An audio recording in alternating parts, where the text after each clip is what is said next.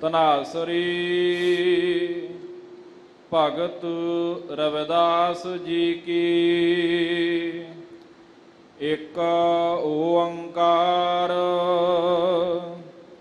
ਸਤਿਗੁਰ ਪ੍ਰਸਾਦ। ਹਮ ਸਰ ਦੀਨ ਦਇਆਲ ਨਾ ਤੁਮ ਸਰ। ਆਪ ਪਤਿਆਰ ਕਿਆ ਕੀਜੈ। ਬਚਨੀ ਤੋਰ ਮੋਰ ਮਨ ਮਾਨੈ। ਜਨ ਕਉ ਪੂਰਨ ਦੀਜੈ। ਹਮ ਸਰ ਦੀਨ ਦਇਆਲ ਨਾ ਤੁਮ ਸਰ। ਆਪ ਪਤਿਆਰ ਕਿਆ ਕੀਜੈ। ਬਚਨੀ ਤੋਰ ਮੋਰ ਮਨ ਮਾਨੈ। ਜਨ ਕਉ ਪੂਰਨ ਦੀਜੈ। ਹਉ ਬਲ ਬਲ ਜਾਉ ਰਮਈਆ ਕਾਰਣੇ। ਕਾਰਨ ਕਵਨ ਅਬੋਲ ਰਹਾਉ। ਬਹੁਤ ਜਨਮ ਬਿਛੁਰੇ ਥੇ ਮਾਧੋ। ਇਹੋ ਜਨਮ ਤੁਮਾਰੇ ਲਿਖੇ। ਕਹਿ ਰਵਿਦਾਸ ਆਸ ਲਗ ਜੀਵੋ। ਚਿਰ ਭਇਓ ਦਰਸ਼ਨ ਦੇਖੇ। ਬਹੁਤ ਜਨਮ ਬਿਛੁਰੇ ਥੇ ਮਾਧੋ। ਇਹੋ ਜਨਮ ਤੁਮਾਰੇ ਲਿਖੇ। ਕਹਿ ਰਵਿਦਾਸ ਆਸ ਲਗ ਜੀਵੋ। ਚਿਰ ਭਇਓ ਦਰਸ਼ਨ ਦੇਖੇ। ਵਾਹਿਗੁਰੂ ਜੀ ਕਾ ਖਾਲਸਾ ਵਾਹਿਗੁਰੂ ਜੀ ਕੀ ਫਤਿਹ। ਗੁਰੂ ਰੂਪ ਗੁਰੂ ਕੀ ਸਾਜੀ ਨਵਾਜੀ। ਗੁਰੂ ਸਰੂਪ ਗੁਰੂ ਖਾਲਸਾ ਸਾਧ ਸੰਗਤ ਜੀ। ਧੰਨ ਗੁਰੂ ਗ੍ਰੰਥ ਸੱਚੇ ਪਾਤਸ਼ਾਹ ਨੇ ਸਾਡੇ ਤੇ ਕਿਰਪਾ ਕੀਤੀ। ਸਾਨੂੰ ਹੁਕਮ ਕੀਤਾ ਸਿੱਖਾ ਆਪਣੀ ਮੈਂ ਨੂੰ ਪਾਸੇ ਕਰਕੇ ਨਿਵਾਣਾ ਬਣ। ਤੇਰਾ ਸੁਭਾਅ ਹੈ ਤੂੰ ਹਰ ਗੱਲ ਵਿੱਚ ਆਪਣੀ ਮੈਂ ਦਾ ਪ੍ਰਦਰਸ਼ਨ ਕਰਦਾ ਹੈ। ਦੂਸਰਾ ਆਪਾਂ ਸੰਸਾਰੀ ਜੀਵ ਅੱਠੇ ਪੈਰ ਉਸ ਗੁਰੂ ਤੇ ਪਰਮੇਸ਼ਰ ਨੂੰ ਆਪਣੀ ਮਰਜ਼ੀ ਦੇ ਮੁਤਾਬਕ ਬਣਾਉਣਾ ਚਾਹੁੰਦੇ ਆ। ਵੀ ਜੋ ਮੈਂ ਕਹਾਂ ਗੁਰੂ ਮੇਰੀ ਗੱਲ ਨੂੰ ਮੰਨੇ, ਪਰਮੇਸ਼ਰ ਮੇਰੀ ਗੱਲ ਨੂੰ ਮੰਨੇ। ਸਤਿਗੁਰੂ ਗ੍ਰੰਥ ਸੱਚੇ ਪਾਤਸ਼ਾਹ ਕਹਿੰਦੇ ਗੁਰਸਿੱਖਾ ਬਾਣੀ ਪੜ੍ਹ ਬਾਣੀ ਵਾਚ। ਜੇ ਤੂੰ ਗੁਰਮੁਖ ਬਣਨਾ ਹੈ ਤੇ ਗੁਰਮੁਖ ਦੀ ਡੈਫੀਨੇਸ਼ਨ ਹੈ ਗੁਰਮੁਖ ਤੇਰਾ ਭਾਣਾ ਭਾਵ ਹੈ। ਗੁਰਮੁਖ ਉਹ ਹੈ ਜਿਹੜਾ ਭਾਣੇ ਵਿੱਚ ਰਵੇ। ਤੀਸਰੀ ਗੱਲ ਭਗਤਾਂ ਦੀ ਰਸਨਾ ਦੁਆਰਾ ਸਤਿਗੁਰੂ ਪਾਤਸ਼ਾਹ ਨੇ ਸਾਨੂੰ ਇਹ ਕਹੀ ਹੈ। ਆਪਾਂ ਦੁਨੀਆਦਾਰ ਲੋਕ ਹਾਂ। ਜਿਹੜਾ ਅੱਜ ਗਰੀਬ ਉਹ ਕੱਲ ਅਮੀਰ ਬਣ ਗਿਆ। ਜਿਹੜਾ ਅੱਜ ਅਮੀਰ ਹੈ ਕੱਲ ਗਰੀਬ ਬਣ ਗਿਆ। ਜਿਹੜਾ ਗਰੀਬ ਉਹ ਅਮੀਰ ਬਣ ਗਿਆ। ਇਹ ਮਾਇਆ ਇਹ ਆਉਣ ਜਾਣ ਦਾ ਚੱਕਰ ਹੈ। ਪੈਸੇ ਚਲੇ ਗਏ ਆ ਜਾਣਗੇ, ਲੇਕਿਨ ਮਨੁੱਖਾ ਜਨਮ ਗੁਰਮੁਖਾ ਹੱਥੋਂ ਚਲਾ ਗਿਆ ਇਹ ਨਹੀਂ ਮਿਲਣਾ। ਇਸ ਕਰਕੇ ਇਸ ਮਨੁੱਖਾ ਜਾਮੀ ਦੀ ਕਦਰ ਕਰ। ਤੇ ਚੌਥਾ ਨੁਕਤਾ ਜਿਹੜਾ ਤਕਰੀਬਨ ਅਸੀਂ ਆਮ ਸਾਡਾ ਸੁਭਾਅ ਬਣਿਆ, ਸਾਡੀ ਗੁਰਮਤਿ ਦੀ ਡਿਊਟੀ ਕਰਕੇ ਸਾਨੂੰ ਆਮ ਭੈਣਾਂ ਭਰਾ ਵੀਰ ਵੱਡੇ ਛੋਟੇ ਮਿਲਦੇ ਰਹਿੰਦੇ ਨੇ। ਗਿਆਨੀ ਜੀ ਇੰਨੇ ਪਾਠ ਕੀਤੇ ਨੇ ਅਜੇ ਗੱਲ ਨਹੀਂ ਬਣੀ। ਇਹ ਗੁਰਮਤਿ ਨਹੀਂ। ਅੰਗਰੇਜ਼ੀ ਵਿੱਚ ਬਹੁਤ ਪਿਆਰਾ ਅਖਾਣ ਹੈ, ਹੋਪ ਸਸਟੇਨ ਲਾਈਫ। ਜਿੰਨਾ ਚਿਰ ਤੇਰੇ ਪ੍ਰਾਣ ਮੁੱਕਦੇ ਨਹੀਂ ਓਨਾ ਚਿਰ ਮਹਿਸੂਸ ਨਾ ਕਰ, ਆਸ ਰੱਖ। ਕਿਉਂਕਿ ਆਪਾਂ ਗੁਰੂ ਕੀ ਬਾਣੀ 'ਚ ਪੜ੍ਹਦੇ ਹਾਂ, ਕਬੀਰ ਕੇਸੋ ਕੇਸੋ ਕੂਕੀਐ ਨਾ ਸੋਈਏ ਅਸਾਰ, ਰਾਤ ਦਿਵਸ ਕੇ ਕੂਕਨੇ ਕਬਹੂ ਕੇ ਸੁਨੇ ਪੁਕਾਰ। ਆਵਾਜ਼ ਮਾਰੀ ਚੱਲ, ਕਦੇ ਨਾ ਕਦੇ ਗੁਰਮੁਖ ਪਿਆਰਿਆ ਤੇਰੀ ਆਵਾਜ਼ ਉਹ ਪਰਮਾਤਮਾ ਸੁਣ ਹੀ ਲਵੇਗਾ। ਜਿਵੇਂ ਸਤਿਗੁਰੂ ਗ੍ਰੰਥ ਸੱਚੇ ਪਾਤਸ਼ਾਹ ਮਹਾਰਾਜ ਭਗਤਾਂ ਦੀ ਰਸਨਾ ਦੇ ਦੁਆਰਾ ਸਾਨੂੰ ਸਿੱਖਿਆ ਦੇ ਰਹੇ ਨੇ, ਇਹਨੂੰ ਵਿਚਾਰੀਏ ਔਰ ਇਕਾਗਰਤਾ ਲਈ ਉਪਰਾਲਾ ਕਰੀਏ ਤੇ ਯਤਨ ਕਰੋ। ਬੋਲੋ ਸਤਨਾਮ ਵਾਹਿਗੁਰੂ। ਹਾਂਜੀ, ਸਤਨਾਮ ਸ੍ਰੀ ਵਾਹਿਗੁਰੂ ਸਾਹਿਬ ਜੀ। ਧਨਾਸਰੀ ਮਹਲ ਭਗਤ, ਧਨਾਸਰੀ ਭਗਤ ਰਵਿਦਾਸ ਜੀ ਕੀ। ਇੱਕ ਓੰਕਾਰ ਸਤਿਗੁਰ ਪ੍ਰਸਾਦ। ਰਾਗ ਮਾਲਾ ਦੇ ਵਿੱਚ ਇਹਨੂੰ ਰਾਗਣੀ ਕਰਕੇ ਲਿਖਿਆ ਹੈ। ਧਨਾਸਰੀਏ ਪਾਂਚੋ ਲਾਈ, ਮਾਲ ਰਾ ਕੌਸਕ ਸੰਗ ਲਾਈ। ਲੇਕਿਨ ਸਤਿਗੁਰੂ ਪੰਚਮ ਪਾਤਸ਼ਾਹ ਮਹਾਰਾਜ ਨੇ ਭਾਵੇਂ ਰਾਗ ਨੇ ਭਾਵੇਂ ਰਾਗਣੀਆਂ ਨੇ ਉਹਨਾਂ ਨੂੰ ਰਾਗ ਕਹਿ ਕਰਕੇ ਸਨਮਾਨਿਤ ਕੀਤਾ ਹੈ। ਇਸ ਕਰਕੇ ਧਨਾਸਰੀ ਰਾਗ ਵਿੱਚ ਭਗਤ ਰਵਿਦਾਸ ਜੀ ਇਹ ਪਾਵਨ ਪਵਿੱਤਰ ਸ਼ਬਦ ਉਚਾਰ ਰਹੇ ਹਨ। ਏਕ ਓੰਕਾਰ ਸਤਿਗੁਰ ਪ੍ਰਸਾਦ ਤੋਂ ਭਾਵ ਉਹ ਪ੍ਰਮਾਤਮਾ ਇੱਕ ਹੈ। ਆਪਾਂ ਜਿੰਨੇ ਵੀ ਸਰੀਰ ਸਾਡੇ ਵਿੱਚ ਦਵਾਇਤ ਹੈ, ਮੈਂ ਪੱਕਾ ਸਿੱਖ ਕੇ ਕੱਚਾ ਸਿੱਖ, ਮੈਂ ਗੋਰਾ ਇਹ ਕਾਲਾ, ਮੈਂ ਅਮੀਰ ਇਹ ਗਰੀਬ, ਇਹਨੂੰ ਕਹਿੰਦੇ ਦਵਾਇਤ। ਲੇਕਿਨ ਉਸ ਇੱਕ ਪ੍ਰਮਾਤਮਾ ਵਿੱਚ ਇਹ ਦਵਾਇਤ ਨਹੀਂ, ਉਹਨੂੰ ਕਹਿੰਦੇ ਨੇ ਇੱਕ ਅਦਵੈਤ ਰੂਪੀ ਬ੍ਰਹਮ। ਕਣੀਆਂ ਪੈਂਦੀਆਂ ਨੇ, ਇਹ ਰੱਬ ਦਾ ਮੀਂਹ ਚੁਬਾਰੇ ਗੁਰਦੁਆਰੇ ਤੇ ਵੀ ਪੈਂਦਾ ਤੇ ਵੇਸਵਾ ਦੇ ਚੁਬਾਰੇ ਤੇ ਵੀ ਪੈਂਦਾ ਹੈ। ਰੱਬ ਦੇ ਦੀਵੇ ਦੀਆਂ ਕਿਰਨਾਂ ਗੁਰਦੁਆਰੇ ਤੇ ਵੀ ਪੈਂਦੀਆਂ ਤੇ ਮਸੀਤ ਤੇ ਵੀ ਪੈਂਦੀਆਂ ਨੇ, ਉਹਦੇ ਕਰ ਕਾਣੀ ਵੰਡ ਨਹੀਂ। ਇਸ ਕਰਕੇ ਕਹਿੰਦੇ ਨੇ ਇੱਕ ਅਦਵੈਤ ਰੂਪੀ ਬ੍ਰਹਮ। ਦਵੈਤ ਕਹਿੰਦੇ ਨੇ ਈਰਖਾ ਨੂੰ, ਅਦਵੈਤ ਤੋਂ ਭਾਵ ਈਰਖਾ ਤੋਂ ਰਹਿਤ। ਔਰ ਉਹਦੀ ਸਮਝ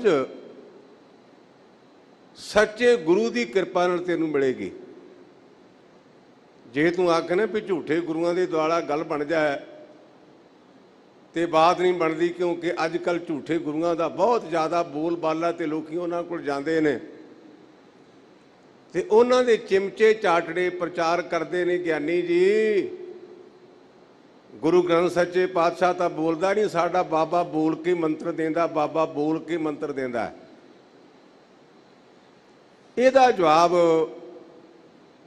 ਮੈਂ ਜਿਨ੍ਹਾਂ ਕੋਲ ਵਿਦਿਆ ਪੜ੍ਹੀ, ਸੰਤ ਬਾਬਾ ਕਰਤਾਰ ਸਿੰਘ ਖਾਲਸਾ ਜੀ ਦੇ ਕੋਲੋਂ, ਉਹਨਾਂ ਨੇ ਸਾਨੂੰ ਬਹੁਤ ਸਾਦਾ ਦ੍ਰਿਸ਼ਟਾਂਤ ਪੜ੍ਹਾਇਆ ਸੀ।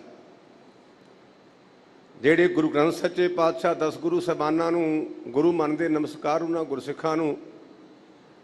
ਤੇ ਜਿਹੜੇ ਵੀਰ ਭੜਕੇ ਨੇ ਉਹਨਾਂ ਨੂੰ ਬੇਨਤੀ ਕਰਾਂ, ਇੱਕ ਫੌਜੀ ਭਰਾ ਉਹ ਆਪਣੀ ਧਰਮ ਪਤਨੀ ਨੂੰ ਚਿੱਠੀ ਲਿਖਦਾ ਹੈ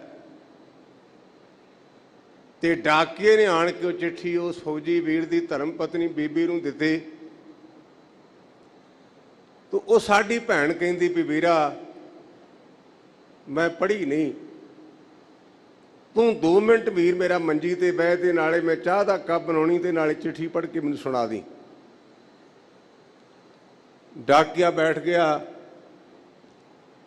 ਬੀਬੀ ਨੇ ਚਾਹ ਦਾ ਪਿਆਲਾ ਫੜਾਇਆ ਵੀਰ ਨੂੰ ਔਰ ਉਹ ਡਾਕੀਆ ਚਿੱਠੀ ਪੜ੍ਹਦਾ, ਮੇਰੀ ਪਿਆਰੀ ਧਰਮ ਪਤਨੀ। ਧਿਆਨ ਦਿਆ ਜੇ, ਬੜਾ ਸਾਦਾ ਦ੍ਰਿਸ਼ਟਾਂਤ ਹੈ। ਫੌਜੀ ਵੀਰ ਨੇ ਚਿੱਠੀ ਲਿਖੀ ਆਪਣੀ ਧਰਮ ਪਤਨੀ ਨੂੰ ਤੇ ਡਾਕੀਆ ਭਰਾ ਉਹ ਸਾਡੀ ਬੱਚੀ ਸਾਡੀ ਭੈਣ ਦੇ ਕੋਲ ਬਹਿ ਕੇ ਕਹਿੰਦਾ, ਮੇਰੀ ਪਿਆਰੀ ਪਤਨੀ ਤੁਸੀਂ ਦੱਸੋ ਵੀ ਚਿੱਠੀ ਪੜ੍ਹਨ ਵਾਲਾ ਪਤੀ ਹੋ ਸਕਦਾ ਹੈ? ਪਤੀ ਤਾਂ ਉਹ ਹੈ ਜਿਨਨੇ ਚਿੱਠੀ ਭੇਜੀ ਹੈ, ਪੜ੍ਹਨ ਵਾਲਾ ਨਹੀਂ। ਇਸ ਕਰਕੇ ਜੇ ਅਸੀਂ ਗੁਰਬਾਣੀ ਦੀ ਕਥਾ ਕਰਨ ਵਾਲੇ ਜੇ 4 ਅੱਖਰ ਜਾਣਗੇ ਤੇ ਆਪਣਾ ਡੇਰਾ ਬਣਾ ਕੇ ਆਖੀ ਵੀ ਮੈਂ ਗੁਰੂ ਬਣ ਗਿਆ, ਇਹ ਭੁਲੇਖਾ ਹੈ। ਸਾਡਾ ਪਤੀ ਕੇਵਲ ਤੇ ਕੇਵਲ ਗੁਰੂ ਗ੍ਰੰਥ ਸੱਚੇ ਪਾਤਸ਼ਾਹ ਤੇ ਗੁਰੂ ਨਾਨਕ ਪਾਤਸ਼ਾਹ ਨੇ। ਅਸੀਂ ਡਾਕੀਏ ਹਾਂ, ਅਸੀਂ ਮਾਲਕ ਨਹੀਂ, ਅਸੀਂ ਪਤੀ ਨਹੀਂ। ਇਸ ਕਰਕੇ ਗੁਰੂ ਮਹਾਰਾਜ ਜਦੋਂ ਕਿਰਪਾ ਕਰਨ ਇਸ ਗੱਲ ਦੀ ਸਮਝ ਪੈ ਸਕੇਗੀ, ਪੈ ਜਾਂਦੀ ਹੈ। ਹਮ ਸਰ ਦੀਨ ਦਇਆਲ ਨ ਤੁਮ ਸਰ। ਗੁਰਬਾਣੀ ਦਾ ਗੁਰਮੁਖ ਹੋ ਜੇ ਆਪਾਂ ਇੱਕ ਨੁਕਤਾ ਬਰੀਕੀ ਨਾਲ ਵਿਚਾਰੀਏ ਨਾ, ਤੇ ਮੇਰਾ ਜਾਤੀ ਵਿਸ਼ਵਾਸ ਹੈ ਇੱਕ ਨੁਕਤੇ ਨਾਲ ਹੀ ਗੱਲ ਬਣ ਜਾਂਦੀ, ਇੱਕੇ ਨੁਕਤੇ ਨਾਲ। ਬਾਣੀ ਤਾਂ ਹੈ ਹੀ ਸਮੁੰਦਰ। ਹਮ ਦਾ ਅਰਥ ਹੈ ਅਸੀਂ। ਇਹਦੇ ਪਿੱਛੇ ਰਾਜ ਕੀ ਹੈ? ਗੁਰੂ ਗ੍ਰੰਥ ਸੱਚੇ ਪਾਤਸ਼ਾਹ ਨੇ ਸਾਨੂੰ ਖੁਦ ਗਰਜੀ ਤੋਂ ਪਾਸੇ ਕੀਤਾ ਹੈ। ਆਪਾਂ ਸੰਸਾਰ ਦੇ ਜੀਵ ਕੇਵਲ ਤੇ ਕੇਵਲ ਆਪਣੇ ਘਰ ਤੱਕ, ਆਪਣੇ ਪਰਿਵਾਰ ਤੱਕ ਤੇ ਆਪਣੇ ਤੱਕ ਸੀਮਤ ਹਾਂ ਵੀ ਮੇਰਾ ਬਣ ਜਾਏ, ਬਾਕੀਆਂ ਦਾ ਰਵੇ ਜਾਂ ਨਾ ਰਹੇ। ਹਮ ਦਾ ਭਾਵ ਹੈ ਅਸੀਂ। ਪੰਜਾਬੀ ਦੇ ਵਿੱਚ ਅਸੀਂ ਕਹਿੰਦੇ, ਅੰਗਰੇਜ਼ੀ 'ਚ ਕਹਿੰਦੇ ਨੇ ਵੀ ਤੇ ਹਿੰਦੀ 'ਚ ਕਹਿੰਦੇ ਨੇ ਹਮ। ਸਰ ਦਾ ਭਾਵ ਸਦਰਸ਼। ਵਾਹਿਗੁਰੂ ਸਾਡੇ ਵਰਗਾ ਗਰੀਬ ਕੋਈ ਨਹੀਂ। ਭਾਵ ਕਿ ਅਸੀਂ ਆਪਣੇ ਇਕੱਲਿਆਂ ਲਈ ਨਹੀਂ, ਅਸੀਂ ਸਾਰਿਆਂ ਲਈ ਉਸ ਪਰਮੇਸ਼ਰ ਦੇ ਕੋਲੋਂ ਮੰਗਣਾ ਹੈ। ਹੁਣ ਤਾਂ ਸਾਡੇ ਕੋਲ ਬੜੀਆਂ ਡਿਗਰੀਆਂ ਆ ਗਈਆਂ ਤੇ ਕੇਵਲ ਕੰਧਾਂ ਤੇ ਟੰਗੀਆਂ ਨੇ। ਪੁਰਾਣੇ ਬਜ਼ੁਰਗਾਂ ਨੂੰ ਵੇਖੀਦਾ ਨਾ,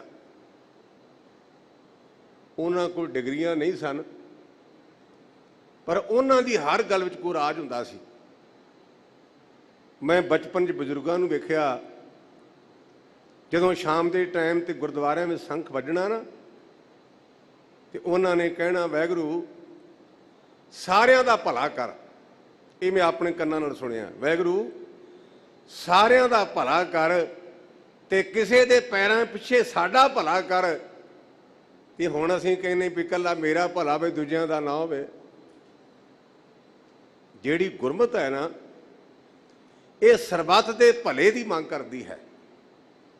ਹਮ ਸਰ ਤੋਂ ਭਾਵ ਮਹਾਰਾਜ ਸਾਡੇ ਵਰਗਾ ਗਰੀਬ ਕੋਈ ਨਹੀਂ। ਦੀਨ ਤੋਂ ਭਾਵ ਗਰੀਬ। ਕਈ ਥਾਵਾਂ ਤੇ ਦੀਨ ਦਾ ਅਰਥ ਧਰਮ ਵੀ ਆਉਂਦਾ, ਪਰ ਇੱਥੇ ਦੀਨ ਦਾ ਅਰਥ ਹੈ ਗਰੀਬ। ਮਹਾਰਾਜ ਸਾਡੇ ਵਰਗਾ ਗਰੀਬ ਕੋਈ ਨਹੀਂ। ਦਿਆਲ ਨਾ ਤੁਮ ਸਰ, ਤੇਰੇ ਵਰਗਾ ਦਿਆਲੂ ਕੋਈ ਨਹੀਂ। ਸੀਸ ਲੈ ਕੇ ਆਇਆ ਭਾਈ ਜੈਤਾ ਜੀ, ਧੰਨ ਗੁਰੂ ਤੇਗ ਬਹਾਦਰ ਪਾਤਸ਼ਾਹ ਮੇਰੇ ਮਾਲਕ ਦਾ, ਤੇ ਸੀਸ ਨੂੰ ਸਵਾਏਮਾਨ ਕਰਕੇ ਪਿੱਛੇ ਖਲੋ ਗਿਆ। ਤੇ ਕਲਗੀਧਰ ਬਾਪੂ ਨੇ ਗੁੱਟੋਂ ਫੜ ਕੇ ਜੱਫੀ ਪਾ ਕੇ ਆਖਿਆ, ਸਿਖਾ ਰੰਗਰੇਟੇ ਗੁਰੂ ਕੇ ਬੇਟੇ, ਰਹਿ ਪੰਥ ਕੇ ਸੰਗ ਸਮੇਟੇ।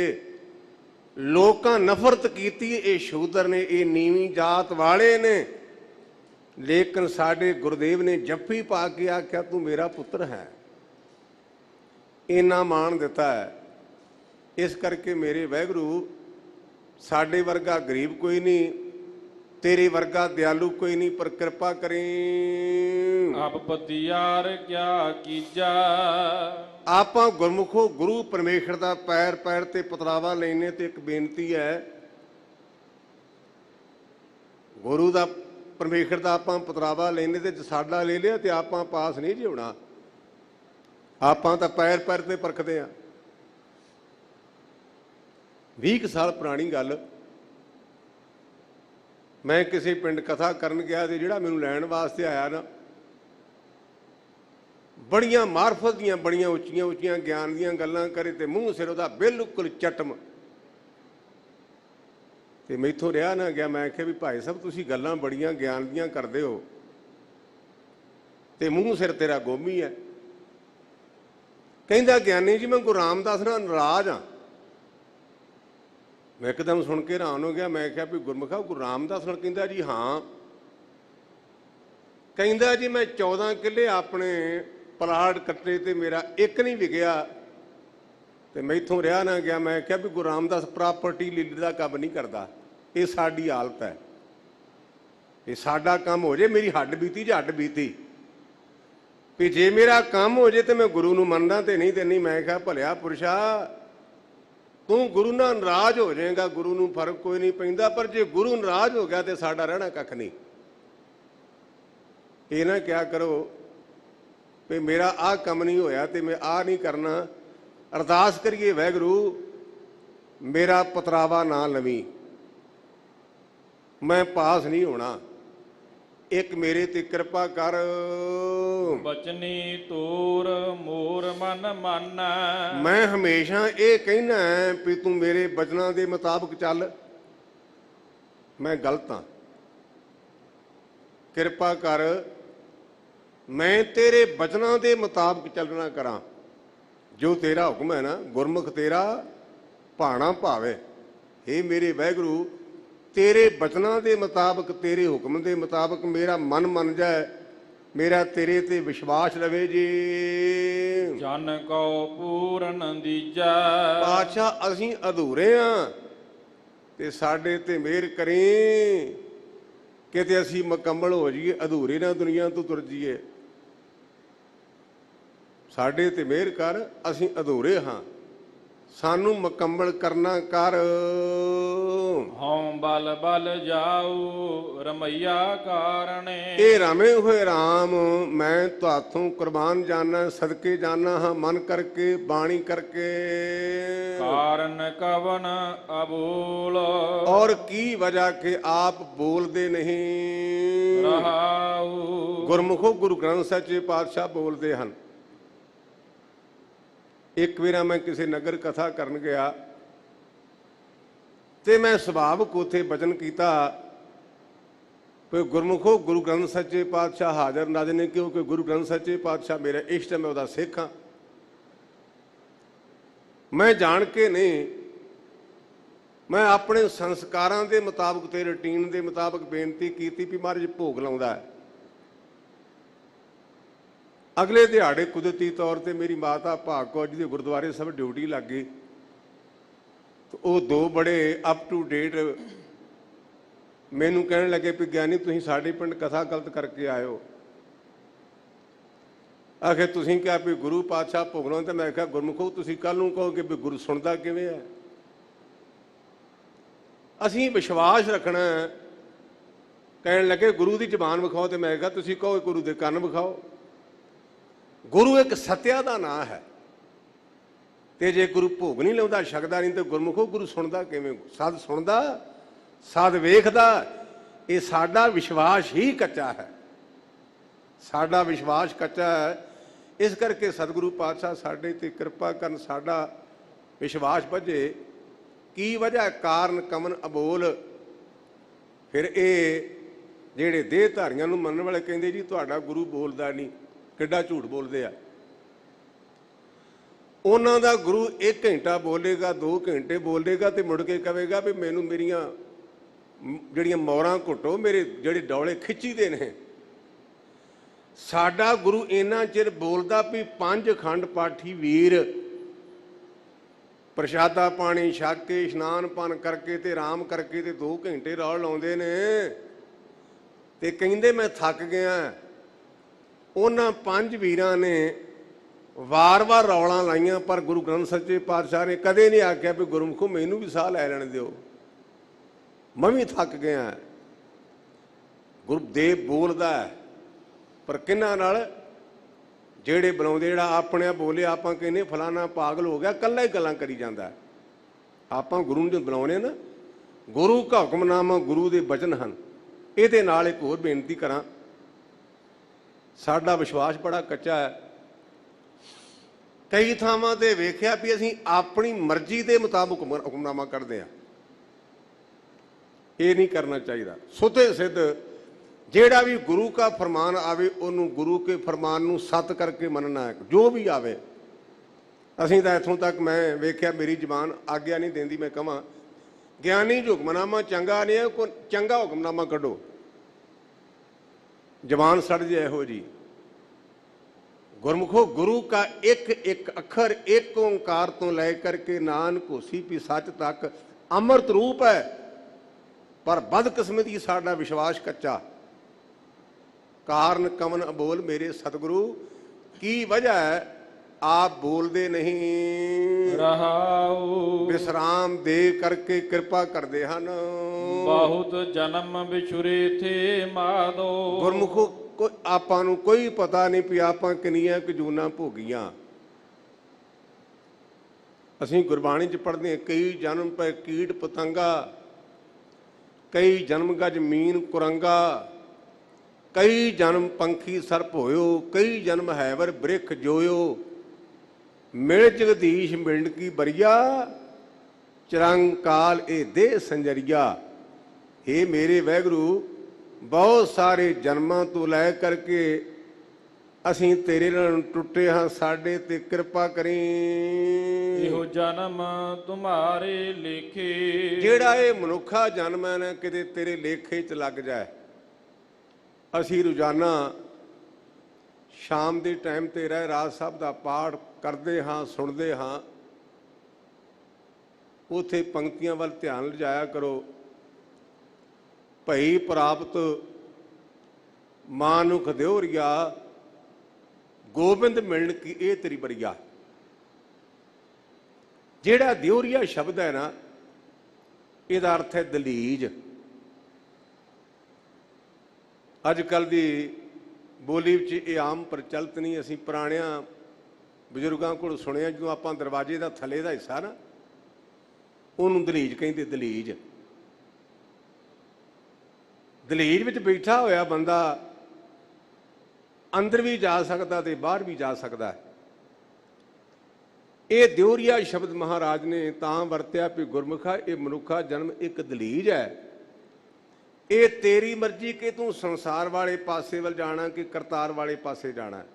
ਦੋ ਰਸਤੇ ਨੇ, ਇੱਕ ਕਰਤਾਰ ਵਾਲਾ ਪਾਸਾ, ਇੱਕ ਸੰਸਾਰ ਵਾਲਾ ਪਾਸਾ। ਚੋਣ ਤੂੰ ਕਰਨੀ ਹੈ। ਇਸ ਕਰਕੇ ਅਸੀਂ ਬੇਨਤੀ ਕਰਨੀ, ਮਹਾਰਾਜ ਇਹ ਮਨੁੱਖਾ ਜਨਮ ਦਰਵਾਜ਼ੇ 'ਚ ਬਹਿ ਕਰਕੇ ਅਸੀਂ ਤੇਰੇ ਅੱਗੇ ਬੇਨਤੀ ਕਰਦੇ, ਸਾਨੂੰ ਆਪਣੇ ਵਿੱਚ ਭੇਦ ਕਰ ਲਾ, ਆਪਣੇ ਨਾਲ ਜੋੜ ਨਾ ਕਰੋ ਜੀ। ਕਹੇ ਰਵਿਦਾਸ ਆਸ ਲਗ ਜੀਵੋ। ਸੋ ਬਾਬਾ ਰਵਿਦਾਸ ਜੀ ਕਹਿੰਦੇ ਗੁਰਮੁਖਾ ਜਿੰਨਾ ਚਿਰ ਜੀਵਨ ਹੈ ਨਾ, ਉਹਨਾਂ ਚਿਰ ਆਸ ਰੱਖ।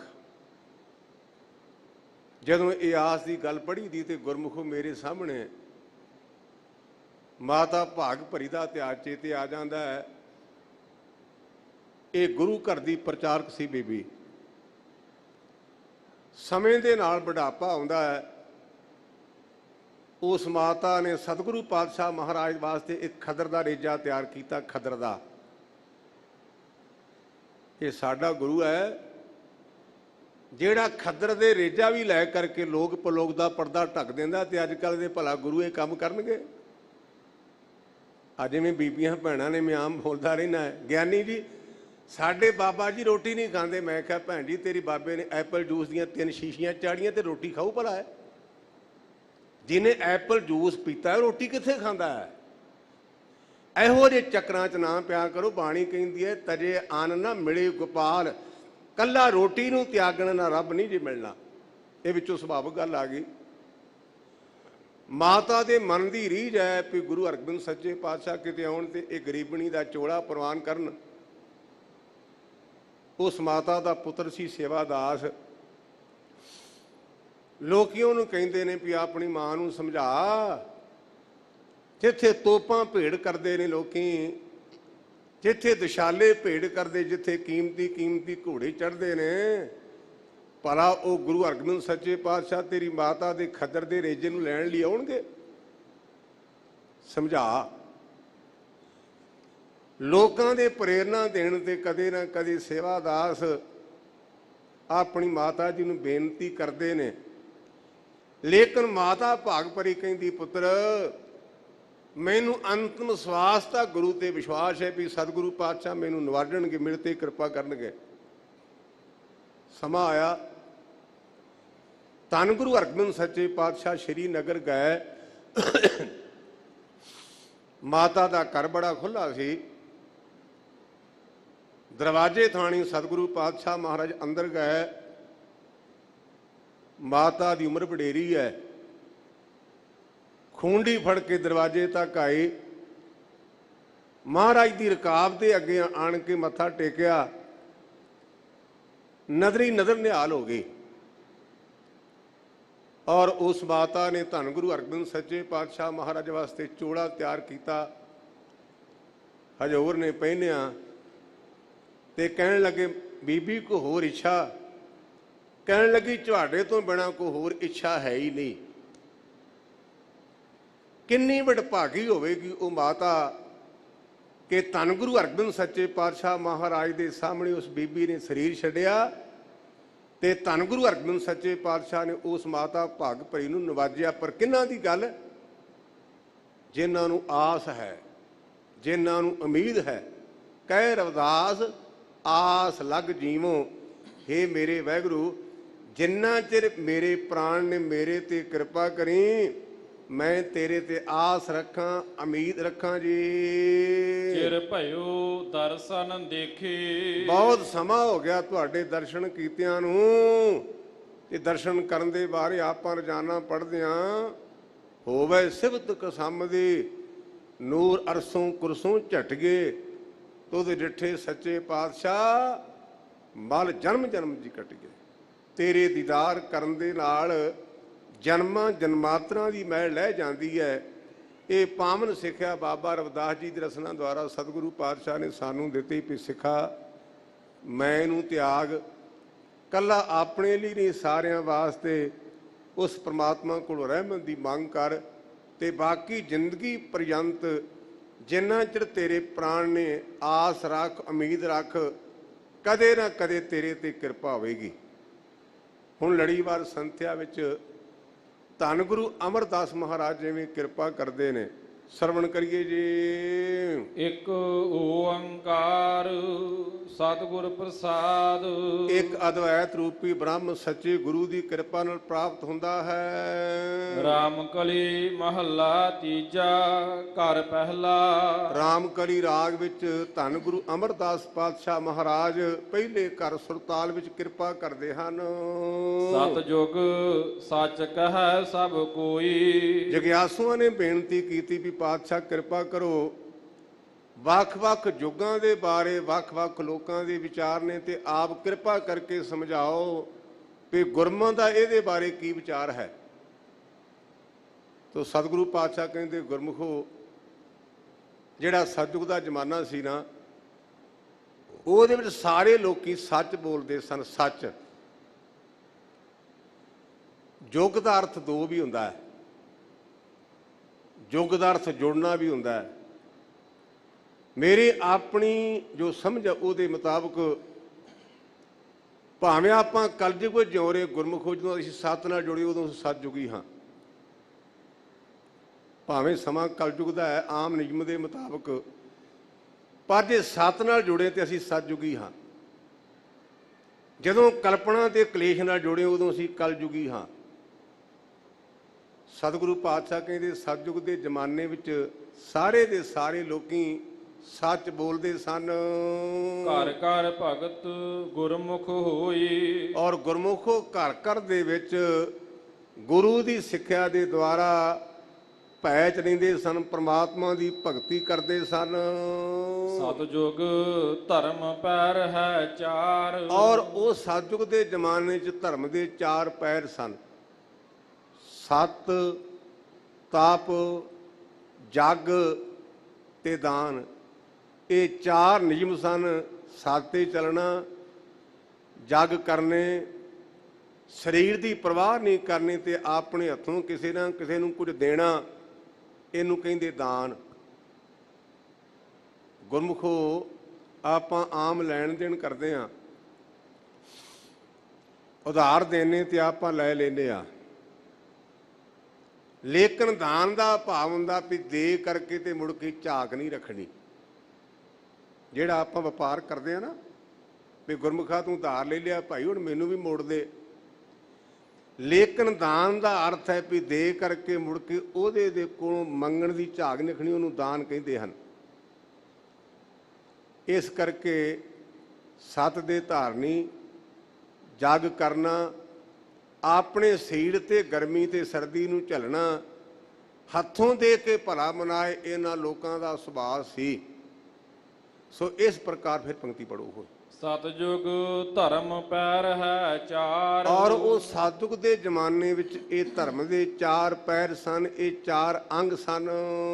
ਗੁਰਮੁਖ ਬੂਝੈ ਕੋ ਵਿਚਾਰ। ਕੋਈ ਗੁਰੂ ਦੇ ਰਾਹੀਂ ਇਸ ਵਿਚਾਰ ਨੂੰ ਸਮਝ ਸਕਦਾ ਹੈ, ਬੁੱਝ ਸਕਦਾ ਹੈ। ਜੁਗ ਚਾਰੇ ਨਾਮ ਵਡਿਆਈ ਹੋਈ। ਇਹ ਵੱਖਰੀ ਗੱਲ ਹੈ ਵੀ ਇਹ ਵੱਖ-ਵੱਖ ਨਿਯਮ ਸਨ, ਪਰ ਭਾਵੇਂ ਦੁਆਪਰ ਹੈ, ਭਾਵੇਂ ਤ੍ਰੇਤਾ ਹੈ, ਭਾਵੇਂ ਕਲਯੁਗ ਹੈ, ਪਰ ਹਰ ਯੁੱਗ ਵਿੱਚ ਨਾਮ ਦੀ ਵਡਿਆਈ ਹੈ, ਨਾਮ ਦੀ ਮਹਿਮਾ ਹੈ। ਜੇ ਨਾਮ ਲਾਗੈ ਸੋ ਮੁਕਤ ਹੋਵੈ। ਔਰ ਜੋ ਵੀ ਗੁਰਮੁਖ ਪਿਆਰੇ ਇੱਥੇ ਹਿੰਦੂ, ਸਿੱਖ, ਮੁਸਲਮਾਨ, ਈਸਾਈ, ਉੱਚੇ ਨੀਵੇਂ, ਕਾਲੇ ਗੋਰੇ ਦੀ ਵਿਚਾਰ ਨਹੀਂ, ਜਿਹੜੇ ਵੀ ਉਸ ਪ੍ਰਮਾਤਮਾ ਦੇ ਨਾਮ ਨਾਲ ਜੁੜ ਗਏ ਉਹ ਮੁਕਤ ਹੋ ਗਏ।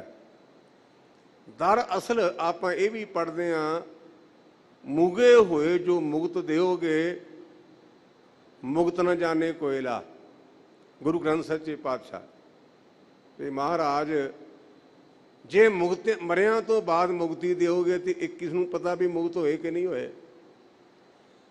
ਦਰਅਸਲ ਮੁਕਤੀ ਦਾ ਅਰਥ ਇਹ ਹੈ ਪਕੜ ਤੋਂ ਰਹਿਤ ਹੋਣਾ। ਮੁਕਤ ਦਾ ਭਾਵ ਹੈ ਪਕੜ ਤੋਂ ਰਹਿਤ ਹੋਣਾ, ਜਿਹਨੂੰ ਆਪਾਂ ਗੁਰਬਾਣੀ 'ਚ ਕਹਿੰਦੇ ਹਾਂ, ਕਹੋ ਨਾਨਕ ਗੁਰ ਪ੍ਰਸਾਦੀ ਜਿਨ੍ਹਾਂ ਲਿਵ ਲਾਗੀ ਤਿੰਨੀ ਵਿੱਚੇ ਮਾਇਆ ਪਾਇਆ। ਇਹ ਨਹੀਂ ਵੀ ਆਪਾਂ ਘਰ-ਬਾਰ ਛੱਡ ਦੇਣਾ, ਕਿਸੇ ਛੱਡ ਕੇ ਤੇ ਬਾਹਰ ਨੰਗ ਹੋ ਜਾਣਾ, ਨਹੀਂ ਨਹੀਂ। ਗੁਰੂ ਅਮਰਦਾਸ ਪਾਤਸ਼ਾਹ ਕਹਿੰਦੇ ਵੀ ਉਸ ਘਰ ਵਿੱਚ ਰਹਿੰਦਿਆਂ ਹੋਇਆਂ ਉਹਨੂੰ ਗੁਰੂ ਪਰਮੇਸ਼ਰ ਦਾ ਜਾਣ ਕਰਕੇ ਉਹਦੇ ਨਾਲ ਪਕੜ ਨਹੀਂ ਰੱਖਣੀ। ਜਿਵੇਂ ਆਪਾਂ ਭਾਈ ਗੁਰਦਾਸ ਦੀਆਂ ਵਾਰਾਂ ਦੇ ਵਿੱਚ ਇਹ ਪੜ੍ਹਦੇ ਹਾਂ, ਭਗਤ ਵੱਡਾ ਰਾਜਾ ਜਨਕ ਹੈ, ਗੁਰਮੁਖ ਮਾਇਆ ਵਿੱਚ ਉਦਾਸੀ। ਇੱਕ ਪਾਸੇ ਉਹ ਰਾਜਾ ਹੈ, ਲੇਕਿਨ ਰਾਜਾ ਹੁੰਦਿਆਂ ਹੋਇਆਂ ਵੀ ਉਹਨੂੰ ਗੁਰਮੁਖ ਲਿਖਿਆ ਹੈ। ਭਗਤ ਵੱਡਾ ਰਾਜਾ ਜਨਕ ਹੈ, ਗੁਰਮੁਖ ਮਾਇਆ ਵਿੱਚ ਉਦਾਸੀ। ਮਾਇਆ ਨੂੰ ਵੀ ਆਪਣੀ ਪਰਮੇਸ਼ਰ ਦੀ ਕਰਕੇ ਜਾਣਦਾ, ਉਹ ਮੁਕਤ ਹੈ। ਉੱਥੇ ਜ਼ਿਕਰ ਆਉਂਦਾ ਵੀ ਸੁਖਦੇਵ ਉਹਨਾਂ ਕੋਲੋਂ ਦੀਕਸ਼ਾ ਲੈਣ ਲਈ ਗਿਆ। ਇਹ ਸੁਭਾਵਿਕ ਆਪਾਂ ਵੇਖਦੇ ਹਾਂ, ਕੁਦਰਤ ਦਾ ਨਿਯਮ ਹੈ, ਆਪਣਿਆਂ ਕੋਲੋਂ ਗੁਣ ਨਹੀਂ ਲਿਆ ਜਾਂਦਾ। ਮੇਰਾ ਚਾਚਾ ਬ੍ਰਹਮ ਗਿਆਨੀ ਕਿਵੇਂ ਹੋਵੇਗਾ, ਮੇਰਾ ਵੱਡਾ ਭਰਾ ਬ੍ਰਹਮ ਗਿਆਨੀ ਕਿਵੇਂ ਹੋਵੇਗਾ, ਭਲਾ ਮੇਰਾ ਘਰ ਵਾਲਾ ਬ੍ਰਹਮ ਗਿਆਨੀ ਹੋ ਸਕਦਾ? ਸਾਡੇ ਅੰਦਰ ਸ਼ੰਕਾ ਆਉਂਦਾ। ਇਸ ਕਰਕੇ ਦੂਜੇ ਆਣ ਕੇ ਲਾਭ ਲੈ ਜਾਂਦੇ, ਆਪਣੇ ਖਾਲੀ ਰਹਿ ਜਾਂਦੇ ਹਨ। ਵਿਆਸ ਰਿਖੀ ਦਾ ਪੁੱਤ ਸੁਖਦੇਵ ਆਪਣੇ ਪਿਤਾ ਦੀ ਪ੍ਰੇਰਨਾ ਦੇ ਦੁਆਰਾ ਰਾਜੇ ਜਨਕ ਕੋਲੋਂ ਦੀਕਸ਼ਾ ਲੈਣ ਲਈ ਗਿਆ। ਤੇ ਜਦੋਂ ਉਹ ਦੀਕਸ਼ਾ ਲੈਣ ਲਈ ਗਿਆ ਤੇ ਉਹਦੇ ਮੁਲਾਜ਼ਮ ਕਹਿਣ ਲੱਗੇ ਵੀ ਮਿੱਤਰਾ ਜੋ ਕੋਈ ਤੇਰੇ ਕੋਲ ਡਿਊਟੀ 'ਚ ਰੱਖ ਜਾ। ਜਿਵੇਂ ਆਪਾਂ ਦਰਬਾਰ ਸਾਹਿਬ ਜਾਂਦੇ ਆ ਨਾ, ਤੇ ਆਪਾਂ ਨੂੰ ਸੇਵਾਦਾਰ ਕਹਿੰਦੇ ਵੀ ਗੁਰਮੁਖ ਪਿਆਰਿਓ ਬੈਗ ਇੱਥੇ ਰੱਖ ਜਾਓ, ਭੈਣ ਜੀ ਝੋਲਾ ਰੱਖ ਜਾਓ। ਆਪਾਂ ਕਈ ਵਾਰ ਇਸ ਗੱਲ ਤੇ ਗਿਲਾ ਕਰਦੇ ਹਾਂ ਵੀ ਦੱਸੋ ਮੇਰੇ ਝੋਲੇ ਨਾਲ ਕੀ ਫਰਕ ਪੈ ਗਿਆ ਇਹਨਾਂ ਨੂੰ, ਮੈਂ ਮੱਥਾ ਟੇਕਣਾ ਤੇ ਝੋਲਾ ਮੇਰੇ ਕੋਲ, ਕੀ ਇਤਰਾਜ਼ ਹੈ? ਗੁਰਮੁਖੋ ਗੱਲ ਝੋਲੇ ਤੇ ਬੈਗ ਤੇ ਇਤਰਾਜ਼ ਦੀ ਨਹੀਂ, ਇਹਦੇ ਪਿੱਛੇ ਇੱਕ ਇੰਟਰਨਲ ਭਾਵ ਹੈ ਕੋਈ ਨਾ ਕੋਈ। ਉਹ ਇਹ ਹੈ, ਜਦੋਂ ਵੀ ਕਿਤੇ ਜਾਈਦਾ ਤੇ ਖਾਲੀ ਹੋ ਕੇ ਜਾਈਦਾ ਤਾਂ ਕਿ ਉੱਥੋਂ ਲੈ ਕੇ ਆਈਏ। ਬੈਗ ਅੰਦਰ ਜਾਣ ਦੇ ਨਾਲ ਤੇ ਝੋਲਾ ਜਾਣ ਦੇ ਨਾਲ ਕੋਈ ਫਰਕ ਨਹੀਂ ਪੈਂਦਾ। ਉਹਦਾ ਇੰਤਰੀਵ ਭਾਵ ਹੈ ਵੀ ਅਸੀਂ ਖਾਲੀ ਹੋ ਕੇ ਜਾਈਏ ਤੇ ਉੱਥੋਂ ਕੁਝ ਨਾ ਕੁਝ ਲੈ ਕੇ ਆਈਏ। ਰਾਜੇ ਜਨਕ ਦੇ ਮੁਲਾਜ਼ਮਾਂ ਨੇ ਜਦੋਂ ਉਹਦੇ ਕੋਲ ਜਿਹੜਾ ਸੀ ਸਮਾਨ ਥੋੜ੍ਹਾ ਬਹੁਤਾ ਰਖਾ ਲਿਆ ਤੇ ਗਿਆ, ਕੀ ਵੇਖਿਆ ਵੀ ਉਹ ਆਪਣੀਆਂ ਰਾਣੀਆਂ ਨਾਲ ਗੱਲਾਂ ਕਰਦਾ ਹੈ। ਕਹਿਣ ਲੱਗਾ ਪਿਤਾ ਜੀ ਨੇ ਮੈਨੂੰ ਗਲਤ ਥਾਂ ਤੇ ਭੇਜਿਆ, ਭਲਾ ਇਹ ਮਹਾਂਪੁਰਸ਼ ਹੋ ਸਕਦਾ, ਇਹਦੇ ਕੋਲ ਮੈਂ ਕੀ ਲਵਾਂਗਾ। ਉੱਥੇ ਜੋ ਅਸੀਂ ਪੋਥੀਆਂ 'ਚ ਪੜ੍ਹਦੇ ਹਾਂ, ਰਾਜੇ ਜਨਕ ਨੇ ਮਾਇਆ ਵਰਤਾਈ ਤੇ ਇਉਂ ਪ੍ਰਤੀਤ ਹੁੰਦਾ ਵੀ ਜਿਵੇਂ ਮਹਿਲਾ ਨੂੰ ਅੱਗ ਲੱਗੀ ਨਹੀਂ, ਪ੍ਰਤੀਤ ਹੁੰਦਾ ਹੈ। ਉਹ ਸੁਖਦੇਵ ਇੱਕਦਮ ਦੌੜਿਆ। ਰਾਜੇ ਜਨਕ ਨੇ ਮੰਜੇ ਤੋਂ ਛਾਲ ਮਾਰ ਕੇ ਉਹਨੂੰ ਗੁੱਟੋਂ ਫੜ ਲਿਆ ਤੇ ਕਹਿਣ ਲੱਗਾ, ਗੱਭਰੂਆ ਕੀ ਗੱਲ ਭਾਈ, ਕਿਉਂ ਦੌੜਿਆ? ਕਹਿੰਦਾ ਜੀ ਮੇਰੀ ਲੰਗੋਟੀ ਪਈ ਹੈ, ਤੁਹਾਡੀ ਡਿਊਟੀ ਤੇ ਮੈਂ ਕਹਿੰਦਾ ਵੀ ਕਿਤੇ ਅੱਗ ਲੱਗ ਕੇ ਸੜ ਨਾ ਜਾਏ। ਤੇ ਰਾਜਾ ਜਨਕ ਕਹਿਣ ਲੱਗਾ, ਮੈਂ ਮਾਇਆ ਧਾਰੀ ਕਿ ਤੂੰ ਮਾਇਆ ਧਾਰੀ ਆ? ਮੇਰੇ ਮਹਿਲਾਂ ਨੂੰ ਅੱਗ ਲੱਗੀ ਤੇ ਮੈਨੂੰ ਚਿੰਤਾ ਨਹੀਂ, ਤੈਨੂੰ ਲੰਗੋਟੀ ਦੀ ਚਿੰਤਾ ਪੈ ਗਈ। ਭਾਵ ਇਹ ਨਹੀਂ ਵੀ ਆਪਣੇ ਕੋਲ ਮਕਾਨ ਨਾ ਹੋਵੇ, ਪੈਸੇ ਨਾ ਹੋਣੇ ਚਾਹੀਦੇ ਨੇ, ਕਿਉਂ ਗੁਰੂ ਕੇ ਸਿੱਖ ਦੇ ਕੋਲ ਹੋਵੇਗਾ ਤੇ ਕਿਸੇ ਨੂੰ ਦੇਗਾ। ਦਰਅਸਲ ਧੰਨ ਗੁਰੂ ਅਮਰਦਾਸ ਪਾਤਸ਼ਾਹ ਸਾਨੂੰ ਰੋਜ਼ਾਨਾ ਸਮਝਾਉਂਦੇ ਨੇ, ਕਹੋ ਨਾਨਕ ਗੁਰ ਪ੍ਰਸਾਦੀ ਜਿਨ੍ਹਾਂ ਲਿਵ ਲਾਗੀ ਤਿੰਨੀ ਵਿੱਚੇ ਮਾਇਆ ਪਾਇਆ। ਜਿਨ੍ਹਾਂ ਤੇ ਗੁਰੂ ਨੇ ਕਿਰਪਾ ਕੀਤੀ ਉਹਨਾਂ ਨੂੰ ਮਾਇਆ ਦੇ ਵਿੱਚ ਵੀ ਪਰਮਾਤਮਾ ਦੀ ਪ੍ਰਾਪਤੀ ਹੋ ਗਈ। ਤਾਂ ਇਉਂ ਮੇਰੇ ਪਾਤਸ਼ਾਹ ਕਹਿੰਦੇ ਨੇ, ਭਾਈ ਜੇ ਨਾਮ ਲਾਗੇ ਸੋ ਮੁਕਤ ਹੋਵੇ। ਜਿਹੜਾ ਪਰਿਪੂਰਨ ਪਰਮਾਤਮਾ ਦੇ ਨਾਮ ਨਾਲ ਜੁੜ ਗਿਆ ਹੈ ਉਹ ਭਾਈ ਮੁਕਤ ਹੋ ਜਾਵੇਗਾ। ਗੁਰ ਬਿਨ ਨਾਮ ਨਾ ਪਾਵੈ ਕੋਈ। ਪਰ ਇਹ ਜਿਹੜਾ ਨਾਮ ਹੈ ਇਹ ਕੇਵਲ ਤੇ ਕੇਵਲ ਤੈਨੂੰ ਗੁਰੂ ਕੋਲੋਂ ਮਿਲੇਗਾ। ਗੁਰੂ ਗੁਰੂ ਗੁਰ ਕਰਮਨ ਮੋਰ, ਗੁਰੂ ਬਿਨਾ ਮੈਂ ਨਹੀਂ ਹੋਰ। ਆਪਾਂ ਪੜ੍ਹਦੇ ਹਾਂ, ਗੁਰ ਬਿਨ ਘੋਰ ਅੰਧਾਰ, ਗੁਰੂ ਬਿਨ ਸਮਝ ਨਾ ਆਵੇ। ਪਰ ਇੱਥੇ ਥੋੜਾ ਜਿਹਾ ਖਿਆਲ ਰੱਖਿਆ ਜੇ, ਗੁਰੂ ਉਹ ਧਾਰਨ ਕਰਨਾ ਹੈ ਜਿਹੜਾ ਸਮੁੰਦਰ ਵਿੱਚ ਜਾ ਕੇ ਮੋਢਾ ਦੇ ਕੇ ਤੇ ਜਹਾਜ਼ ਨੂੰ ਬੰਨੇ ਲਾ ਦਿੰਦਾ ਹੈ। ਆ ਥਾਂ ਥਾਂ ਤੇ ਲੋਕ ਗੁਰੂਆਂ ਕੋਲ ਜਾਂਦੇ ਨੇ ਨਾ। ਅਸਲੀ ਸਿੱਖ ਨੇ ਅਸਲੀ ਗੁਰੂ ਅੱਗੇ ਅਰਦਾਸ ਕੀਤੀ, ਉਹਦਾ ਜਹਾਜ਼ ਬਰੇਤੀ ਵਿੱਚ ਫਸ ਗਿਆ, ਉਹਦਾ ਨਾਮ ਮੱਖਣ ਸ਼ਾਹ ਲਵਾਣਾ। ਤੇ ਕਹਿਣ ਲੱਗਾ, ਪਾਤਸ਼ਾਹ ਕਿਰਪਾ ਕਰ, ਮੈਂ ਤੇਰਾ ਸਿੱਖ ਹਾਂ, ਇਹ ਜਹਾਜ਼ ਬੰਨੇ ਲਾ ਦੇ। ਆਪਾਂ ਤਾਂ ਅਰਦਾਸ ਵੀ ਚੌਂ ਕੇ ਕਰਦੇ ਹਾਂ। ਆ 2-3 ਦਿਨ ਹੋਏ ਮੈਨੂੰ ਕਿਸੇ ਬੰਦੇ ਨੇ ਰਾਤ ਨੂੰ ਫੋਨ ਕੀਤਾ, ਗਿਆਨੀ ਜੀ ਉਂਝ ਅਸੀਂ ਗੁਰੂ ਘਰ ਨੂੰ ਮੰਨਦੇ ਤੇ ਸਾਨੂੰ ਕਿਸੇ ਨੇ ਦੱਸਿਆ ਵੀ ਤੁਹਾਡੇ ਘਰ ਪੀੜ ਦੀ ਜਗ੍ਹਾ ਹੈ। ਮੈਂ ਕਿਹਾ, ਗੁਰਮੁਖਾ ਮੇਰੇ ਤੇ ਕਿਰਪਾ ਕਰਕੇ ਫੋਨ ਬੰਦ ਕਰ ਦੇ। ਨਾਲੇ ਤੂੰ ਕਹਿਣਾ ਵੀ ਅਸੀਂ ਗੁਰੂ ਘਰ ਨੂੰ ਮੰਨਦੇ ਤੇ ਨਾਲੇ ਆਪਣੇ ਘਰ ਮਟੀ ਬਣਾਉਣ ਲੱਗਾ ਹੈ। ਇਹ ਦੋ ਗੱਲਾਂ ਨਹੀਂ, ਇਹ ਕੇਵਲ ਫਾਰਮੈਲਿਟੀ। ਗੁਰੂ ਕਾ ਸਿੱਖ ਕੇਵਲ ਤੇ ਕੇਵਲ ਗੁਰੂ ਗ੍ਰੰਥ ਸੱਚੇ ਪਾਤਸ਼ਾਹ ਤੋਂ ਬਿਨਾਂ ਕਿਸੇ ਤੇ ਵਿਸ਼ਵਾਸ ਕਰਦਾ ਨਹੀਂ। ਸਿਰ ਲੈ ਨਾ ਸਕਦਾ ਪਰ ਕਿਸੇ ਅੱਗੇ ਝੁਕੇ ਨਾ। ਤੇ ਆਪਾਂ ਤਾਂ ਗੁਰਦੁਆਰੇ ਭਾਵੇਂ ਨਾ ਆਈਏ ਤੇ ਵੀਰਵਾਰ ਐਨ ਕਬਰ ਦੇ ਅੱਗੇ ਖਲੋ ਜਾਂਦੇ ਲੈਣ ਲੱਗ ਕੇ ਵੀ ਪਤਾ ਨਹੀਂ ਮਿੱਠੇ ਚੌਲ ਕਿਤੇ ਲੇਟ ਨਾ ਹੋ ਜਾਣ। ਰੱਬ ਦਾ ਵਾਸਤਾ ਜੇ ਗੁਰੂ ਕੇ ਸਿੱਖੋ, ਗੁਰੂ ਨੂੰ ਛੱਡ ਕੇ ਭਟਕੋ ਨਾ। ਗੁਰੂ ਗ੍ਰੰਥ ਸੱਚੇ ਪਾਤਸ਼ਾਹ ਦੇ ਸਨਮੁਖ ਆ ਕੇ ਆਖਿਆ ਕਰੋ, ਸਗਲ ਦੁਆਰ ਕੋ ਛਾੜ ਕੇ ਗਇਓ ਤੁਹਾਰੋ ਦੁਆਰ, ਬਾਹੇ ਗਏ ਕੀ ਲਾਜਸ ਗੋਬਿੰਦਾਸ ਦੁਆਰ। ਹੁਣ ਮੈਂ ਛੱਡ ਗਿਆ ਡੇਰਿਆਂ ਡਾਰਿਆਂ ਨੂੰ, ਮੈਂ ਛੱਡ ਗਿਆ ਕਬਰਾਂ ਤੇ ਮੜੀਆਂ ਮੱਟਾਂ ਮਸਾਣਿਆਂ ਨੂੰ, ਮੇਰੇ ਤੇ ਕਿਰਪਾ ਕਰ, ਮੇਰੀ ਬਾਂਹ ਫੜ ਲਾ। ਅਰਦਾਸ ਬੇਨਤੀ ਕੀਤੀ, ਜਹਾਜ਼ ਬੰਨੇ ਲੱਗਾ। ਤੇ ਸਾਡਾ ਤਾਂ ਸੁਭਾਅ ਵੀ ਨੰਗੀ ਖਵਾਜਾ ਵਿਸਰਿਆ ਕੰਮ ਹੋਇਆ ਤੇ ਮੁੜ ਕੇ ਕੋਈ ਗੱਲ ਨਹੀਂ, ਗੁਰਦੁਆਰੇ ਮੱਥਾ ਟੇਕਾਵਾਂਗੇ, ਸਦਕੇ ਜਾਵਾਂ ਗੁਰਸਿੱਖ ਦੇ। ਕਹਿਣ ਲੱਗਾ, ਪਹਿਲਾਂ ਗੁਰੂ ਦਾ ਧੰਨਵਾਦ ਕਰਕੇ ਆਈਏ, ਗੁਰੂ ਨੂੰ ਦਸਵੰਧ ਭੇਟ ਕਰਾਂ। ਅਮੀਰ ਆਦਮੀ ਸੀ। ਆਇਆ, 2 ਮੋਹਰਾਂ ਰੱਖੀਆਂ, ਇੱਕ ਗੁਰੂ ਨਹੀਂ 22 ਗੁਰੂ 22। ਹੁਣ ਤਾਂ ਪਤਾ ਨਹੀਂ ਕਿੰਨੇ ਕੁ ਹੋ ਗਏ। ਹੁਣ 2 ਮੋਹਰਾਂ ਲੱਗੀਆਂ ਤੇ ਲੱਗੇ ਜਕਾਰੇ ਛੱਡਣ, ਪਰ ਉਹਨੇ ਮੱਥਾ ਨਹੀਂ ਟੇਕਿਆ। ਗੁਰਮੁਖ ਪਿਆਰੇ ਪੰਚਾਇਤ ਵਾਲੇ ਬੈਠੇ ਸਨ ਤਖਤਪੋਸ਼ ਉੱਪਰ। ਕਹਿੰਦੇ, ਗੁਰਮੁਖੋ ਹੋਰ ਗੁਰੂ ਵੀ ਹੈ? ਉਹ ਕਹਿੰਦੇ, ਜੀ ਭੋਰੇ 'ਚ ਗੁਰੂ ਹਰਗੋਬਿੰਦ ਸੱਚੇ ਪਾਤਸ਼ਾਹ ਦੇ ਛੋਟੇ ਸਾਹਿਬਜ਼ਾਦੇ ਗੁਰੂ ਤੇਗ ਬਹਾਦਰ ਪਾਤਸ਼ਾਹ ਮਹਾਰਾਜ ਦੇ ਬਾਰੇ ਕਹਿੰਦੇ ਵੀ ਛੋਟੇ ਸਾਹਿਬਜ਼ਾਦੇ ਨੇ। ਅੰਦਰ ਗਿਆ, ਬਾਹਰ ਵਾਲਿਆਂ ਨੂੰ 2 ਮੋਹਰਾਂ, ਅੰਦਰ ਵਾਲੇ ਦੇ ਅੱਗੇ ਜਾ ਕੇ 5 ਮੋਹਰਾਂ ਰੱਖੀਆਂ। ਤੇ ਧੰਨ ਗੁਰੂ ਤੇਗ ਬਹਾਦਰ ਪਾਤਸ਼ਾਹ ਨੇ ਆਪਣੇ ਮੋਢੇ ਤੋਂ ਚੋਲਾ ਪਾਸੇ ਕਰਕੇ ਆਖਿਆ, ਮੱਖਣਾ ਗੁਰੂ ਨੇ ਪੈਸਿਆਂ ਲਈ ਦੁਕਾਨ ਨਹੀਂ ਪਾਈ। ਅੱਜ ਦੁਕਾਨਾਂ ਬਣੀਆਂ ਨੇ ਪੈਸਿਆਂ ਲਈ। ਗੁਰੂ ਨੇ ਪੈਸਿਆਂ ਲਈ ਦੁਕਾਨ ਨਹੀਂ ਪਾਈ, ਪਰ ਤੇਰੇ ਜਹਾਜ਼ ਦਾ ਕਿੱਲਾਂ ਦਾ ਨਿਸ਼ਾਨ ਮੋਢੇ ਤੇ ਅਜੇ ਵੀ ਹੈ। ਨਮਸਕਾਰ ਗੁਰਦੇਵ ਨੂੰ, ਤਾਨੋ ਗੁਰੂ ਕਾ ਲਾਲ। ਬਾਹਰ ਵਾਲਿਆਂ ਨੂੰ 2, ਤੇ ਉਹਨੇ ਸਾਰੀ ਦੀ ਸਾਰੀ ਮਾਇਆ ਗੁਰੂ ਤੇਗ ਬਹਾਦਰ ਪਾਤਸ਼ਾਹ ਦੇ ਚਰਨਾਂ 'ਚ ਮੱਥਾ ਟੇਕ ਕੇ ਆਖਿਆ, ਪਾਤਸ਼ਾਹ ਮੇਰਾ ਮੁਝ ਮੈਂ ਕਿਛ ਨਹੀਂ, ਜੋ ਕਿਛ ਹੈ ਸੋ ਤੇਰਾ, ਤੇਰਾ ਤੁਝ ਕੋ ਸੌਂਪਤੇ ਕਿਆ ਲਾਗੇ ਮੇਰਾ। ਆਪਾਂ 500 ਰੁਪਈਆ ਦੇ ਕੇ ਤੇ ਪੱਥਰ ਤੇ ਆਪਣਾ ਨਾਂ ਲਿਖਾ ਲਿਆ ਵੀ ਪੱਥਰ ਜਿੰਨਾ ਚਿਰ ਘਸੇ ਨਾ ਉਹਨਾਂ ਚਿਰ ਨਾਂ ਨਾ ਮਿਟੇ, ਇੰਨੀ ਮੈਂ ਹੈ। ਸਾਡਾ ਦਿਲ ਪੱਥਰ, ਅਸੀਂ ਪੱਥਰਾਂ ਨੂੰ ਵੀ ਖੋਦ ਦਿੱਤਾ, ਪੱਥਰਾਂ 'ਚ ਮੈਂ ਵਾਰ ਦਿੱਤੀ, ਪੱਥਰਾਂ 'ਚ ਮੈਂ। ਫਲਾਣੇ ਬੰਦੇ ਨੇ 1100 ਗੁਰਦੁਆਰੇ ਨਿਸ਼ਾਨ ਸਾਹਿਬ ਲਈ ਸੇਵਾ ਕੀਤੀ, ਇਹ ਨਹੀਂ। ਵਿਣ ਬੋਲਿਆ ਸਭ ਕੇ ਜਾਣਦਾ, ਆਪਾ ਰੋਜ਼ਾਨਾ ਪਾਠ ਕਰਦੇ, ਜਿਸ ਕੀ ਬਸਤ ਤਿਸ ਆਗੇ ਰਾਖੇ, ਪ੍ਰਭ ਕੀ ਆਗਿਆ ਮਾਨੇ ਮਾਥੇ, ਉਸ ਤੇ ਚੌਗਨ ਕਰੇ ਨਿਹਾਲ, ਨਾਨਕ ਸਾਹਿਬ ਸਦਾ ਦਿਆਲ। ਇਸ ਕਰਕੇ ਬੇਨਤੀ ਹੈ, ਮੈਂ ਤਾਂ ਕੀਤੀ ਹੈ ਵੀ ਗੁਰੂ ਤੇਗ ਬਹਾਦਰ ਪਾਤਸ਼ਾਹ ਦਾ 400 ਸਾਲਾ ਪ੍ਰਕਾਸ਼ ਦਿਹਾੜਾ ਹੈ। ਜਿਹੜੇ ਗੁਰਮੁਖ ਪਿਆਰੇ ਕਦੇ ਬਾਬੇ ਬਕਾਲੇ ਸਾਹਿਬ ਮੱਥਾ ਟੇਕਣ ਨਹੀਂ ਗਏ, ਉਹ ਘੱਟ ਤੋਂ ਘੱਟ ਉੱਥੇ ਜਾ ਕੇ ਨਮਸਕਾਰ ਕਰਨ ਤੇ ਬੇਨਤੀ ਕਰਨ, ਪਾਤਸ਼ਾਹ ਜਿਵੇਂ ਮੱਖਣ ਸ਼ਾਹ ਦੇ ਜਹਾਜ਼ ਨੂੰ ਬੰਨੇ ਲਾ ਕੇ ਸਾਡਾ ਵੀ ਲਾ ਦੀ।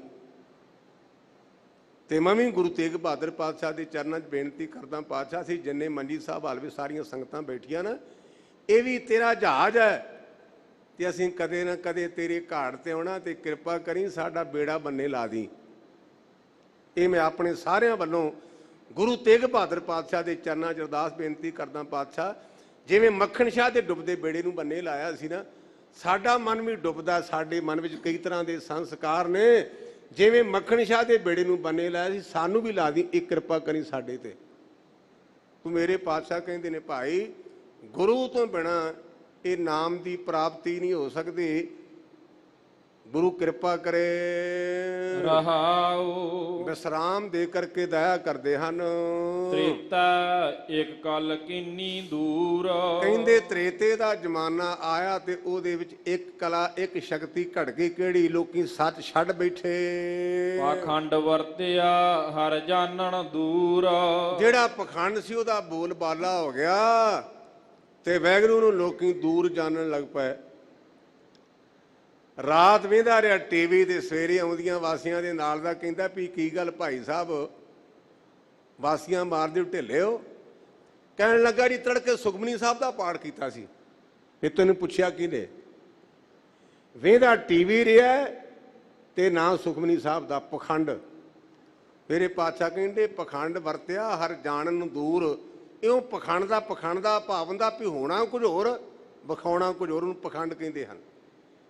ਇਉਂ ਜਿਹਾ ਪਖੰਡ ਹੈ, ਇਹਦਾ ਬੋਲ ਬਾਲਾ ਹੋ ਗਿਆ ਤੇ ਲੋਕੀ ਪਰਮੇਸ਼ਰ ਨੂੰ ਦੂਰ ਸਮਝਣ ਲੱਗ ਪਏ। ਗੁਰਮੁਖ ਬੂਝਾ ਸੋਜੀ ਹੋਈ, ਹਾਂ ਗੁਰੂ ਦੇ ਦੁਆਰਾ ਸਮਝ ਪੈ ਗਈ ਉਹਨਾਂ ਜਿਨ੍ਹਾਂ ਨੂੰ ਅੰਤਰ ਨਾਮ ਵਸਾ ਸੁਖ ਹੋਈ। ਉਹਨਾਂ ਗੁਰਮੁਖ ਪਿਆਰਿਆਂ ਦੇ ਅੰਦਰ ਪ੍ਰਮਾਤਮਾ ਦਾ ਨਾਮ ਵਸ ਗਿਆ ਤੇ ਨਾਮ ਕਰਕੇ ਹੀ ਸੁਖ ਹੈ। ਦੁਆਪੁਰ ਦੂਜਾ ਦੁਬਦਾ ਹੋਈ, ਦੁਆਪਰ ਦਾ ਜ਼ਮਾਨਾ ਆਇਆ ਤੇ ਦੁਬਦਾ ਦਾ ਭਾਵ ਹੁੰਦਾ ਦੁਚਿੱਤਾ ਪੁਣਾ।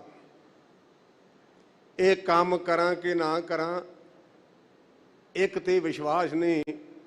ਗੁਰਦੁਆਰੇ ਦੇਗ ਵੀ ਕਰਾ ਲਈ ਤੇ ਉਂਝ ਕਹਿੰਦਾ ਵੀ ਗੁੱਡੀ ਦਾ ਵਿਆਹ ਕਰਨਾ ਤੇ ਪੰਡਤ ਕੋਲੋਂ ਪੁੱਛ ਕੇ ਆਵਾਂ ਵੀ ਕਿਹੜਾ ਨਰਾਤਾ ਠੀਕ ਰਹੇਗਾ। ਨਰਾਤਾ ਗੁਰਮੁਖ ਆਪਾਂ ਗੁਰਸਿੱਖਾਂ ਵੇਖਿਆ ਕਿ ਲੋਕੀ 50-50 ਹਜ਼ਾਰ ਰੁਪਈਆ ਪੈਲਸ ਬੁੱਕ ਕਰਨ ਲੱਗਿਆਂ ਵਧਾ ਦਿੰਦੇ ਨੇ ਵੀ ਇਹ ਮੈਂ ਤੀਜਾ ਨਰਾਤਾ ਮੈਂ ਇੱਥੇ ਕਰਨਾ ਪ੍ਰੋਗਰਾਮ। ਮੈਂ ਬੜੇ ਗ੍ਰੰਥ ਪੜ੍ਹੇ ਨੇ, ਮੈਨੂੰ ਅੱਜ ਤੱਕ ਸਿੱਖ ਧਰਮ ਵਿੱਚ ਨਰਾਤਾ ਨਹੀਂ ਜੇ ਲੱਭਾ ਪਿਓ। ਨਰਾਤਾ ਕਿਹਨੂੰ ਕਹਿੰਦੇ ਨੇ? ਦੂਜਾ ਨਰਾਤਾ, ਚੌਥਾ ਨਰਾਤਾ, ਤੀਜਾ ਨਰਾਤਾ। ਅਸੀਂ ਗੁਰੂ ਕੇ ਸਿੱਖ ਹਾਂ, ਅਸੀਂ ਕੇਵਲ ਤੇ ਕੇਵਲ ਗੁਰੂ ਅੱਗੇ ਅਰਦਾਸ ਕਰਨੀ। ਤੇ ਗੁਰੂ ਗ੍ਰੰਥ ਸੱਚੇ ਪਾਤਸ਼ਾਹ ਕਹਿੰਦੇ ਬਿਘਨ ਨਾ ਕੋ ਲਾਗਤਾ ਪ੍ਰਭ ਪੈ ਅਰਦਾਸ। ਜਿਹੜੇ ਵਾਹਿਗੁਰੂ ਅੱਗੇ ਅਰਦਾਸ ਕਰਦੇ ਨੇ ਨਾ, ਉਹਨਾਂ ਦੇ ਕੰਮ ਵਿੱਚ ਵਿਘਨ ਪੈਂਦਾ ਹੀ ਨਹੀਂ। ਲੇਕਿਨ ਦੁਆਪਰ ਦਾ ਜ਼ਮਾਨਾ ਆਇਆ, ਲੋਕੀ ਦੇ ਚਿੱਤੇ ਪੁਣੇ 'ਚ ਪੈ ਗਏ। ਗੁੱਟ ਤੇ ਕੜਾ ਵੀ ਬੱਧਾ ਤੇ ਦੂਜੇ ਪਾਸੇ ਮੌਲੀ ਵੀ ਬੱਧੀ ਹੈ। ਕੜਾ ਭਾਵੇਂ ਨਾ ਹੋਵੇ ਪਰ ਮੌਲੀ ਦਾ ਵਿਸ਼ਵਾਸ ਨਹੀਂ ਛੱਡਦੇ। ਮੈਨੂੰ ਮੌਲੀ ਨਹੀਂ, ਅੱਜ ਤੱਕ ਮੌਲੀ ਦੀ ਇੰਪੋਰਟੈਂਸ ਨਹੀਂ ਜੇ ਲੱਭੀ। ਜੇ ਕਿਸੇ ਨੂੰ ਲੱਭੇ ਤੇ ਮਿਹਰਬਾਨੀ ਮੈਨੂੰ ਦੱਸੇ, ਕਿਉਂਕਿ ਮੈਂ ਤੁਹਾਡੀ ਕੌਮ ਦਾ ਪ੍ਰਚਾਰਕ ਹਾਂ। ਕੜਾ ਵੀ ਪਾਇਆ ਤੇ ਮੌਲੀ ਤੇ ਵਿਸ਼ਵਾਸ ਵੀ, ਜਦ ਕਿ ਗੁਰਮਤਿ ਮੌਲੀ ਨੂੰ ਕੋਈ ਮਾਨਤਾ ਨਹੀਂ।